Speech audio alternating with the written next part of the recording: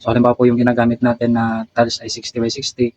So halimbawa may seroho tayo na 55 centimeter lang, ayun, so kumbaga itatabas pa po natin. So kung ikukumpara po natin yan, kumbaga sa overall ng pag-i-install natin o pagtatrabaho natin ng pagta-tiles, mas madali pong nag-i-install tayo ng buo kumpara dun sa mga may mga tabas. Ano po?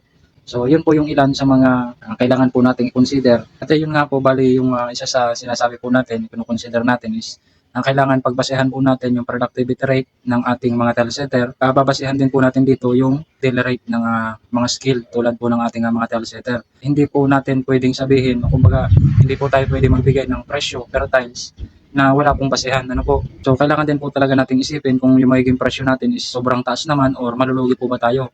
Ito po yung ilan sa mga kailangan nating malaman din, lalong-lalo na po sa ating mga nagpapagawa o sa ating mga client, na kailangan po meron din po tayong idea sa sa ipapagawa natin. Kailangan po meron din po tayong idea sa mga presyuhan, sa mga pangontrata at tungkol nga po dito sa mga tiling works. Ano po? At balikan nga po natin yung tanong ng ating subscriber tungkol dito sa kung kasama po ba yung mga seroho sa presyo ng per tiles. Kailangan po malaman muna po natin yung sukat ng floor area ng ipapatiles natin. Yan po siguro yung kailangan una nating malaman para makuha po natin kung ilang piraso po ba ng tiles yung kakailanganin natin. Ano po?